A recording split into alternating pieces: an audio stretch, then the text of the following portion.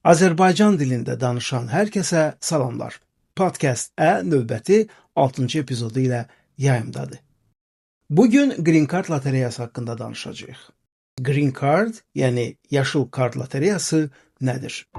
Amerika Birləşmiş Ştatlarına VIP giriş bileti, yaşıl rəngdə kart, Amerika Birləşmiş Ştatları vətəndaşlığına aparan kart. Əgər sadaladığım bu cavablardan hər hansı birini seçdinizsə, təbrik edirəm. Doğru cavab verdiniz. Artıq illərdən bəridir Amerika Birləşmiş Ştatlarına köçmək istəyən insanlar öncə payız mövsümünü, Green Card lotereyasının açılışını, sonra isə növbəti il yaz mövsümünü, may ayında Green Card lotereyası cavablarının çıxmasını səbirsizliklə gözləyir. Əslində Green Card sahibi olmağın, yəni Amerikada daimi yaşamağın bir neçə yolları var. Biz bu haqda podkastımızın birinci epizodunda Bəxtiyar Məmmədovla danışmışdıq. Bu haqda geniş məlumat almaq istəyirsinizsə, o zaman elə bizim birinci podkastımızı izləyin. Hər il Amerika Birləşmiş Ştatları dünyada milyonlarla müraciət arasından təxminən 55 min nəfəri təsadüfi seçimlə seçir. Qaliblərə daimi yaşayış icazəsinə müraciət etmək imkanı verir, yəni Green Card-a. Bu proqramın məqsədi Amerikanın miqrant əhalisini daha müxtəlif, daha rəngarəng saxlamaqdır. Eləcə də Şərqi Avropa, Afrika və Asiya kimi Amerika Birləşmiş Ştatlarına az miqrasiya edən bölgələrdən olan insanlara da fürsət yaratmaqdır.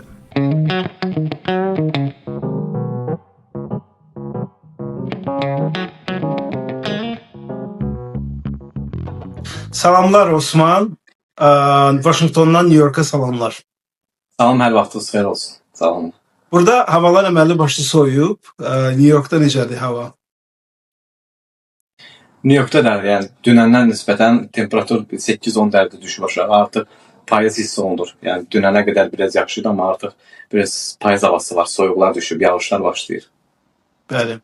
Və adətən bu mövsümdə artıq keçən xatırlayıramsa oktyabrın ilk günləri idi ki, artıq Green Card lotereyası açılmışdı və insanlar başvurmağa başlamışdılar. Bugün artıq oktyabr ayının 14-düdür. Amma ki, hələ də cavab yoxdur. Mən elə indicə internetdə yoxladım və hələ ki gözlənilir ki, bu günlərdə Green Card lotereyasının müraciətlərinin açılışı başlayacaq, amma hələ də heç bir məlumat yoxdur. Bu ola bilsin ki, hazırda federal hökumətin bağlı olmasıyla da bağlı ola bilər. Çox maraqlıdır ki, federal hökumət ilk dəfə tarixdə ən böyük müddətli bağlı vəziyyətdə elə Trumpın birinci prezidentliyi dövründə olmuşdu. Və bu dəfə də artıq 14 gündür ki, hökumət bağlıdır. Və ola bilər ki, bu da ona təsir eləyir. Biz bütün bu məqamlar haqqında danışacağıq. Məlumat verin bizi izləyənlərə. Osman Əlimirzəyev 3 il bundan əvvəl Green Card lotereyası qazanaraq Azərbaycandan Amerika Birləşmiş Ştatlarına New Yorka köçüb və elə həmin vaxtdan etibarən də New Yorkda yaşayır. Mən keçən il Amerikano hazırladığım müddətdə demək olar ki, Amerika Azərbaycanlılarının Facebook qruplarını izləyirdim və sonra bir qrup da diqqətimi çəkdi. Amerika Azərbaycanlıların gözü ilə Facebook qrupu və o qrupu da izləməyə başlayanda gördüm ki, mütəmadi olaraq Osman Əlimirzəyev adlı bir nəfər tez-tez Amerika ilə bağlı maraqlı paylaşımlar eləyir. Həm xəbərlər, həm baş verənlər, həm Green Cardla bağlı məlumatları belə çox səlis, səliqəli bir şəkildə Azərbaycan dilində təqdim edir və diqqətimi çəkdi. Sonra biz Osmanla danışdıq və belə qərara gəldik ki, məhz Green Card mövzusunda biz Osmanla danışaq. Green Card lotereyasının yaranmasına səbəb proses hardasa 2-ci Dünya müharibəsi dövründə 1940-cı illərdə Amerikaya kütləvi axınlar başladı və burada Avropada olan müharibə dönəmi insanların çətin şəraitdə yaşaması digər bölgələrə axınını ilə nəticələndi və bu proses 2-ci Dünya müharibəsi daha da sürətləndi. Belə olduğu halda Amerika gələn insanları, miqrasiya edən insanları siyahıya almağa başladı. Çünki axın çox olduğundan onlar immiqrasiya qeyri-peşəkar və balanslı sürətdə olduğundan ona görə ilk dəfə 1940-cı ildə Alien Registration Act deyə bir akt imzalandı və bu akt ilə gələn insanlar artıq siyahıya alındı. Və bu siyahıya alınma 10 il davam etdikdən sonra 1950-ci ildə ilk dəfə insanlara identifikasiya kartı, yəni gələn insanlara Amerikada daimi yaşayışı təmin edən kartlar verilməyə başladı. Və bu kartın da rəngi yaşıl olduğundan və bu kart xalq arasında, el arasında green card olaraq adlandırıldı. Daha sonra şərtləri və rəngi dəyişsə də green card adı daimi olaraq qaldı.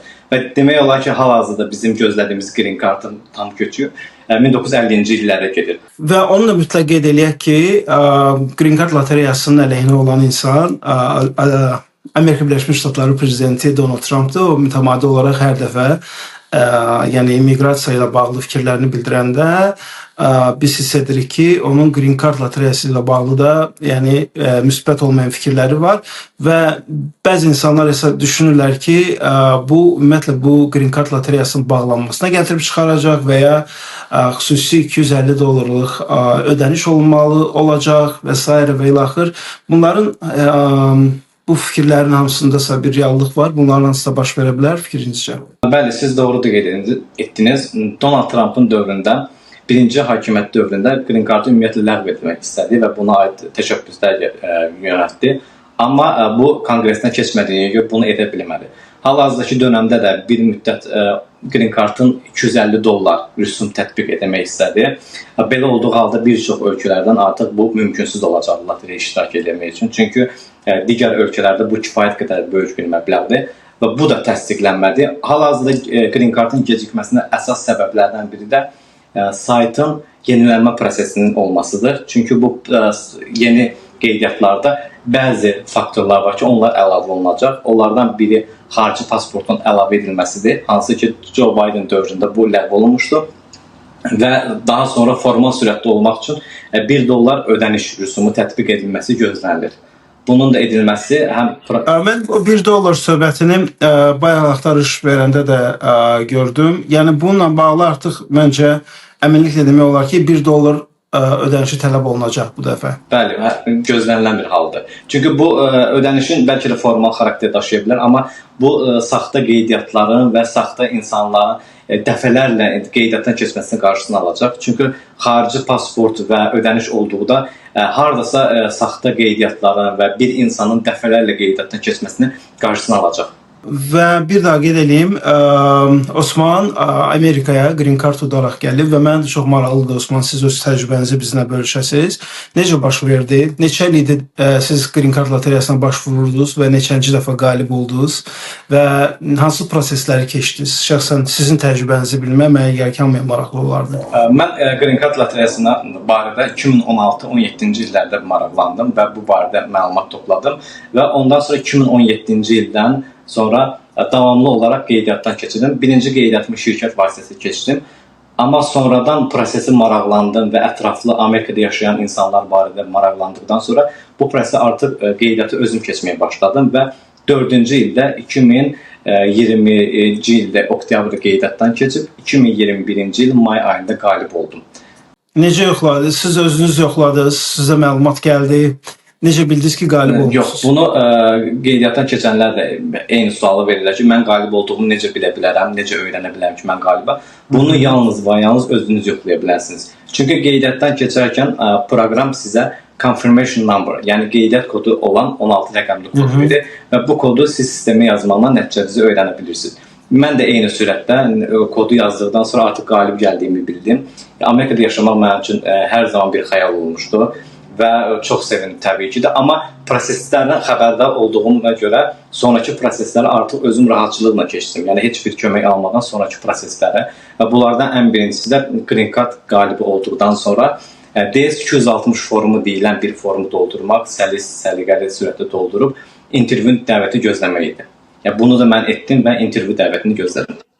Deməli, başvurduq, hər şey qaydasındadır. Başvurandan sonra ekranda qeydiyyatdan keçdiniz, confirmation nömrəsi gəlir. Adətən insanlar o səhifəni screen edərək saxlayırlar və ya həmin o confirmation nömrəni bir yerdə saxlayırlar. Çünki o confirmation nömrəsi sizə lazım olacaq. Çünki may ayında, növbəti il may ayında cavablar çıxanda siz yenə həmin veb-sayta girirsiniz, rəsmi veb-sayta və oradan həmin o confirmation nömrəsi ilə və öz detallarınızla nəticələri yoxlayırsınız və bu mütləq lazımdır. Bu prosesdə nə qeyd eləmək lazımdır? Çox adam confirmation-a qeydiyyatdan keçdikdən sonra səhifədən çıxır və saxlanılır və yaxud da ki, kodu itirdikdən sonra dəfələrlə şahid olmuşam, mənə yazdılar ki, kodu itirmişəm, necə bərpa eləyə bilərəm? Əslində bunu bərpa edib e-mail vasitəsilə bərpa etmək mümkündür, amma yaxşı olar ki, kodu saxlasınlar, çünki qeydiyyatdan keçdikdən 6 ay sonra nəticələr açıqlandığından bir kifayət qədər vaxtdır. Çox adam kod telefonunu dəyişə bilər və yaxud da kodu itirə bilər. Yəni kod əsaslı o kod olmadan nəticənizi təəssüf ki, heç cürə öyrənmək mümkün deyil. Hətta qalib gəlsəniz belə bunu sizə e-mail və yaxud da kimsə zəng edib demir. Bunu yalnız özünüz yoxlamalısınız. Ona görə confirmation number-ı, qeydiyyat kodunu özünüzdə mütləq surətdə saxlamalısınız. Bəli, cavabları yoxladınız. Əgər qalib deyilsinizsə, nə eləmək lazımdır? Təzədən növbəti dəfə oktyabr ayında oynamaq lazımdır və üzülməmək lazımdır. Necə deyirlər, bu bir lotereyadır. Amma qalib oldunuzsa, qalibsinizsə nə etmək lazımdır? Qalib gəldikdən sonra artıq ilk mərhələdə DS260 formu var ki, Green Card qaliblərinin bu formu mütləq surətdə doldurması lazımdır. Artıq bu formada qeydiyyatda keçərkən primitiv və sadə suallar yox, daha ətraflı, daha özünüz haqqında, iş yerindən tutmuş, oxuduğunuz məktəb, universitet və digər məlumatlara görə dolğun məlumat istənilir. Və bu məlumatlar DS formu doldurduqdan sonra təsdiqləyirsiniz və intervyu tarixini gözləyirsiniz.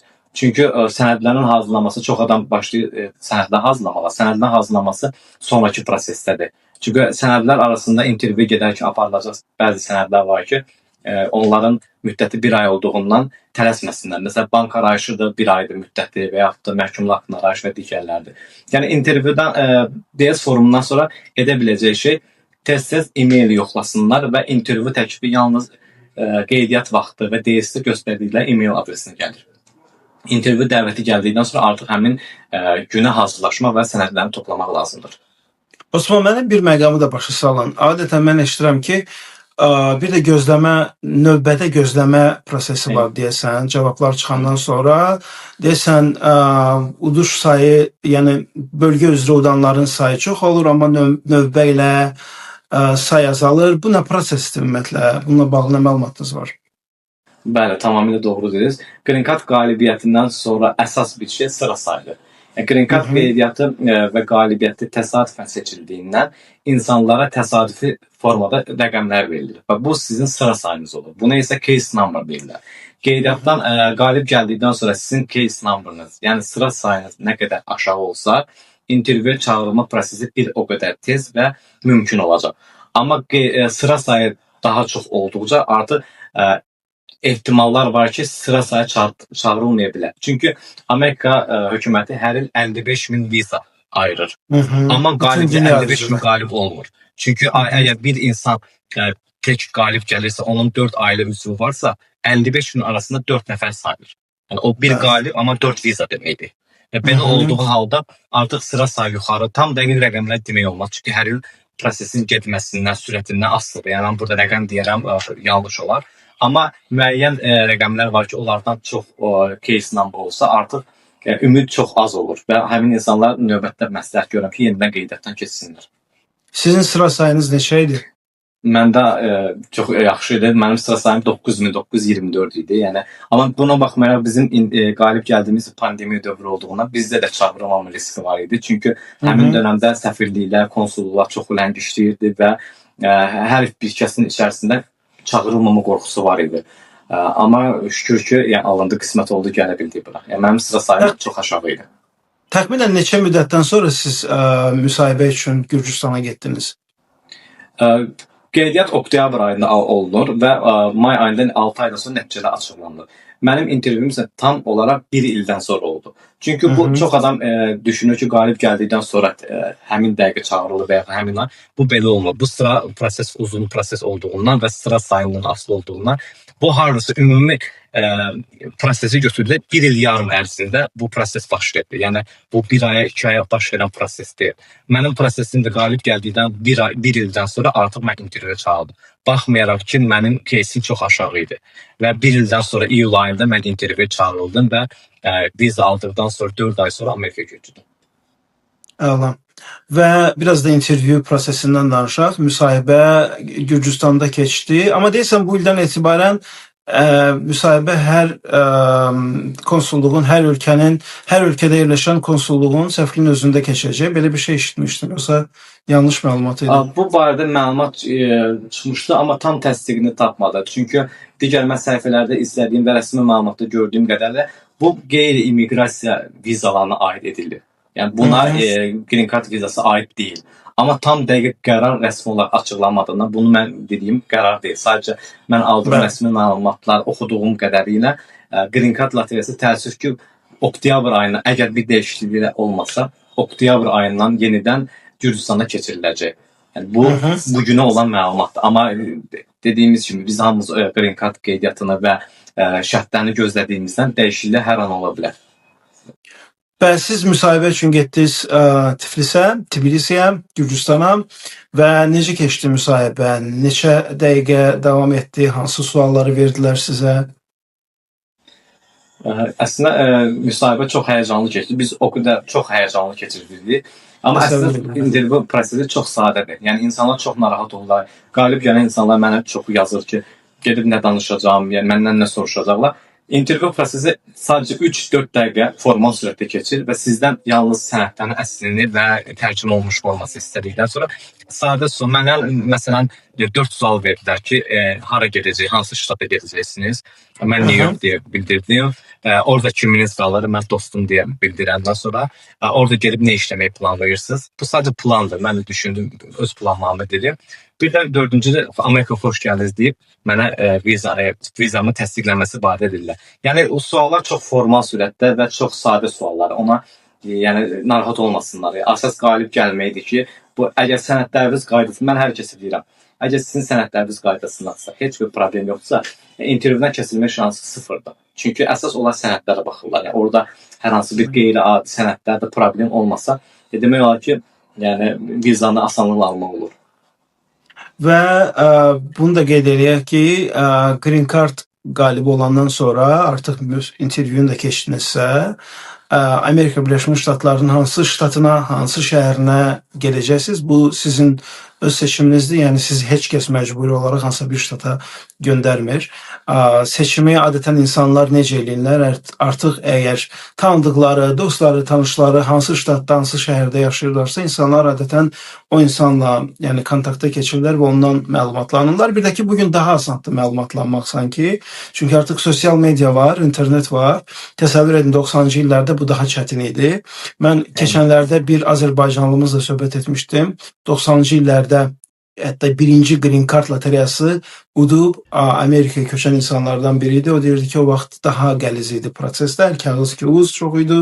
Amma indi sosial media hər şeyi rahatlaşdırıb. Məlumat almaq da asandır, dost tapmaq da asandır, tanıdıq tapmaq da asandır.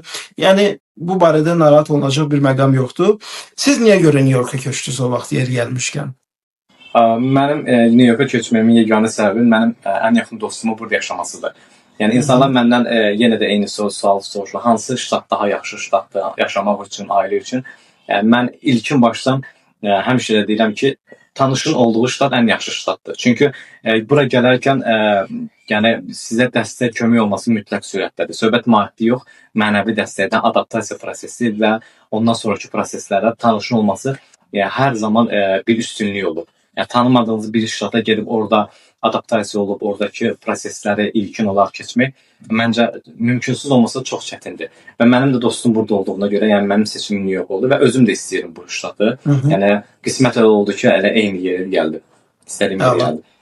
Və bir də bunu da qeyd eləyək ki, siz deməli müsahibəni keçəndən sonra pasportunuza möhür vurulur, yəni viza vurulur. Bu viza artıq B1, B2 vizası deyil, bu xüsusi vizadır. İntervyudan keçdikdən sonra sizin 6 aylıq Amerikaya giriş üçün viza vurulur və bu viza DV1 adlanır. Yəni bu digər bir turist vizası və digər viza olmadığından, yəni sizin orada vizada artıq Green Card qalibi olduğunuz bəlli olur. Və bu viza vurulduğu gündən 6 ay ərzində Amerikaya giriş etmək lazımdır. Green Card yalnız və yalnız Amerikada verilir. Yəni çox adam düşünür ki, Gürcüstanda gəlib Green Card alıb qayıdacağam, elə deyil. Yəni Green Card almaq üçün ailəli insanlar mütləq sürətdə bütün ailə üzvlərinə Amerikaya gəlib, orada alıb və subay insana tek sürətdə. Yəni green card O da səfirlikdə yəni verilir. yaşadığınız ünvana göndərilir. Hansı ünvanı ki qeyd eləmisiniz, o sizin Bəli. ünvanınıza göndərilir, amma ondan əvvəl isə Social Security Number gəlir. Nömrə, yəni sizin bütün tarixçəniz o nömrənin daxilində olacaq. Bütün informasiyanız, sizin haqqınızdakı bütün detallar, kredit tarixi, hər bir şey. Yəni o sizə bir dəfə verilən nömrədir. Birinci o gəlir. Məhz onunla artıq işə başvura bilirsiniz. İşlərinizi görməyə başlayırsınız. Kreditlər aça bilirsiniz. Ev kiraya götürürsünüz və s. və ilə axır. Yəni hər yerdə sizdən Social Security nömrə soruşurlar və sonra da Green Card gəlir və salam. Green Carddan sonra da düz 5 il sonra siz Amerika Birləşmiş Ştatları vətəndaşlığına başvura bilərsiniz. Yəni bu məcburi deyil. İnsanlar var ki, burada uzun illər Green Cardla yaşayır, heç vətəndaşlığa başvurmurlar. Amma 5 ildən sonra sizin Amerika Birləşmiş Ştatları vətəndaşı olmaq şansınız var. Yəni başvurursunuz və vətəndaş olursunuz. 5 ildən sonra artıq Amerika Birləşmiş Ştatları vətəndaşı üçün müraciət etmək lazımdır. Amma bunlar arasında bəzi şərtlər var ki, 5 ilin 2 il 6 ayını, yəni tən yarısını Amerikada fiziki surətdə yaşamaq və ondan sonra Amerika vətəndaşlığı almaq üçün background check gedir. Həmin tarixlərdə heç bir cinayət tarixçənin olmaması və son 5 ildə ödədiyiniz vergilər, yəni bütün sənədlər hazır olduqdan sonra artıq imtahana girirsiniz. Bu imtahanda dil oxumaq, yazmaq və danışıq dilləri yoxlanıldıqdan sonra artıq test imtahanına salınır. Yəni bu mərhələli sürətdə olur. Test imtahanında da Amerikan tarixindən və konstitusiyasından suallar olur və son dövrdə siz belə qeyd etdiyiniz kimi Donald Trump bunu da çətinləşdirməyə çalışır. Çünki mən xəbərlərdə, rəsmi olaraq oxudum ki, bu ildən Amerika vətəndaşlarına verilən vətəndaşlığı üçün verilən testlər çətinləşdiriləcək və burada Donald Trump bundan çox sadə, hər kəs tərəfindən verilə biləcəyini iddia edib, bunu çətinləşdirməyə yəni istəyir və hələ tam dəqiq qanun layihəsi hazırlanmasıdır, amma bunun da çətinləşəcəyi gözlənilir bu ildən. Sizcə Green Card və vətəndaşlıq arasındakı fərqlər nədir? Yəni Green Cardlı Amerika Birləşmiş Ştatları sakini və Amerika Birləşmiş Ştatları vətəndaşı arasında nə fərqlər var? Əslində demək olar ki, fərq yoxdur. Yalnız bir fərq var ki, o da seçim hüququdur. Yəni Green Card'lı olan bir kəs Amerikada seçim hüququ olmayan bir kəsdir. Amma digər bütün üstünlüklər, bütün hüquqlar bərabərdir. Hər kəsin, bizim də Amerika vətəndaşları kimi səhiyyə, təhsil hüquqlarımız var. Biz də Amerikada yaşayan insanlar kimi istənilən işlərdə işləyib, istənilən sahədə çalışa bilərik və yaxud da ki, hər hansı bir yerlərə qədər gəlib o həmin yerlərə vəzifəyə ilə gələ bilərik. Əslində bir fərq burada yalnız və yalnız seçkilərdə iştirak eləmək hüququnun olmamasıdır. Qalan bütün hüquqlar Amerika vətəndaşlarının eynidir və üstünlüyü də budur, Green Card olaraq budur. Yəni şərt deyil 5 ildən sonra vətəndaşlıq olmasına. Zaten Green Card müddət olmalı və daimidir. Eynən, biz çox məqamlara toxunduq Green Cardla bağlı. Green Cardla bağlı miflər, yanlış məlumatlar nələr var?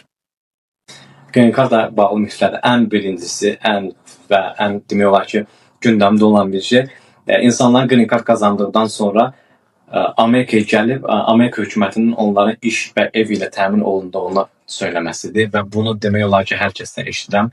Yəni mən özümə suallar verirəm ki, Amerikaya getdi, işi özləri tapdılar və yaxud evi özləri tapdılar. Belə bir şey yoxdur. Ən böyük miflərdən biri də budur.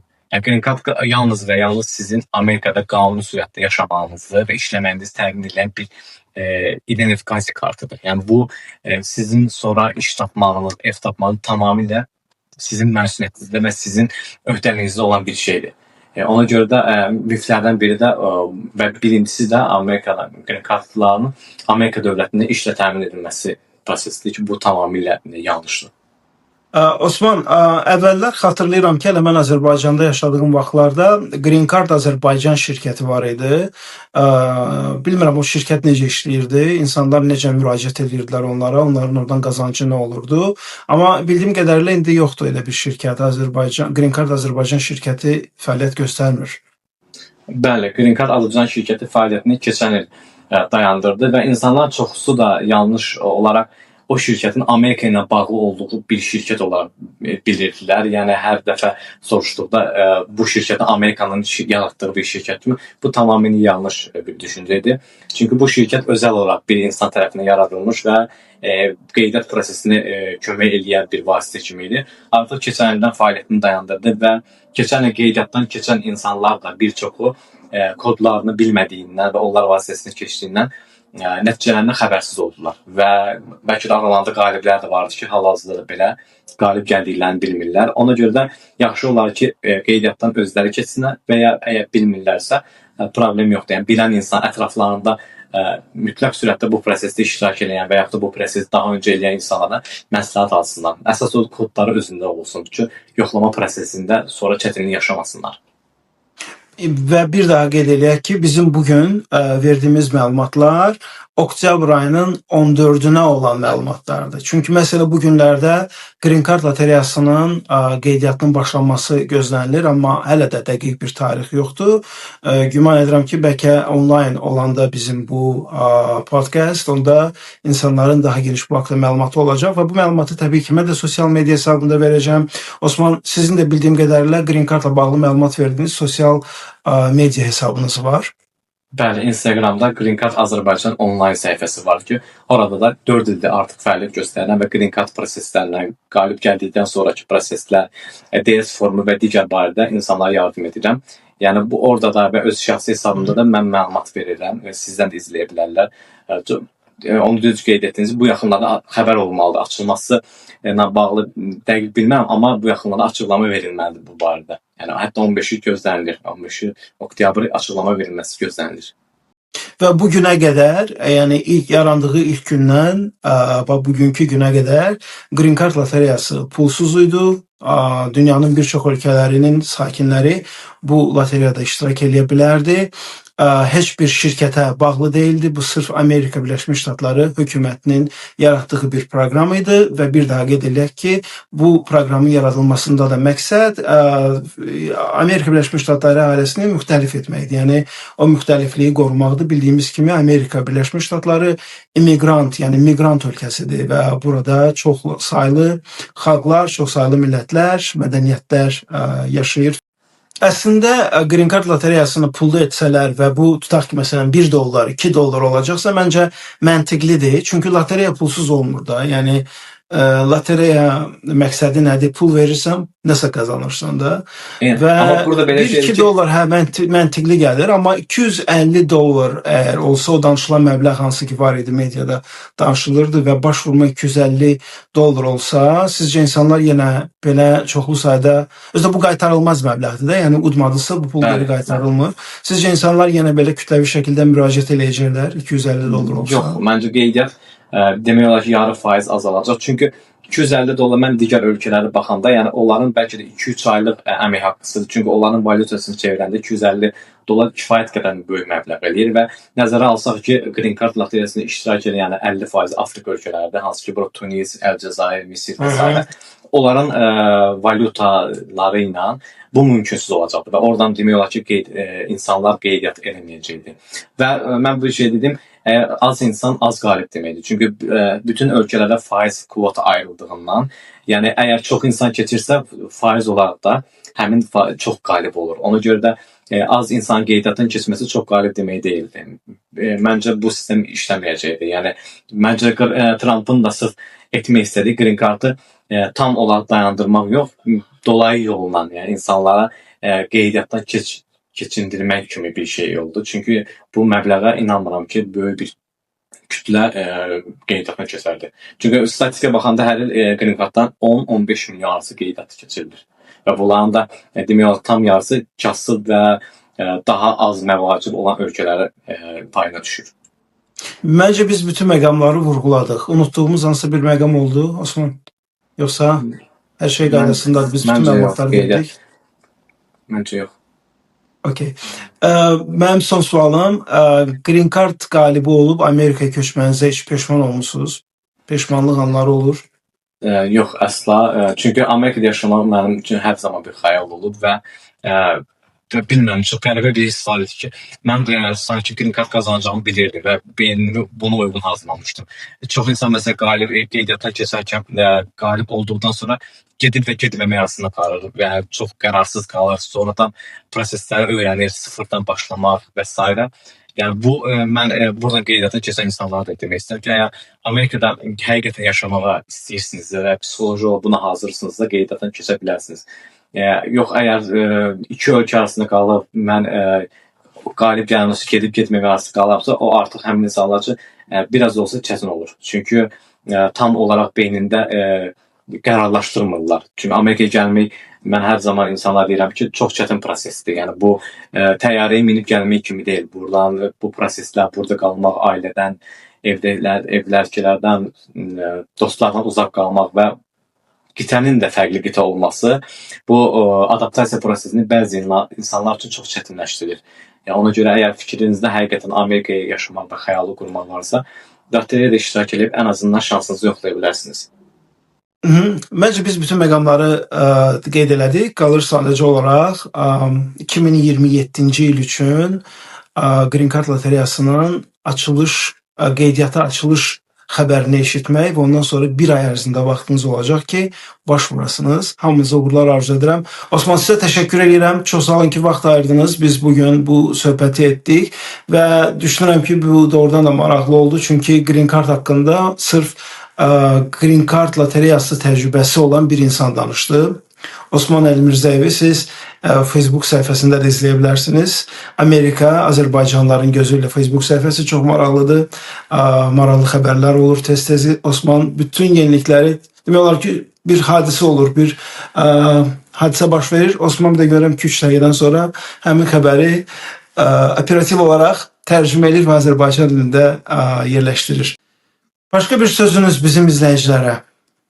İzləyicilərə sözüm yeni açılan Green Card qeydiyyatlarında hər bir kəsə uğurlar. Yəni mənim burada ancaq uğurlar arzu edə bilirəm və inşallah ki, arzusunda olan hər bir kəsə Green Card iştirak edib qalib gəlmək nəsib olar.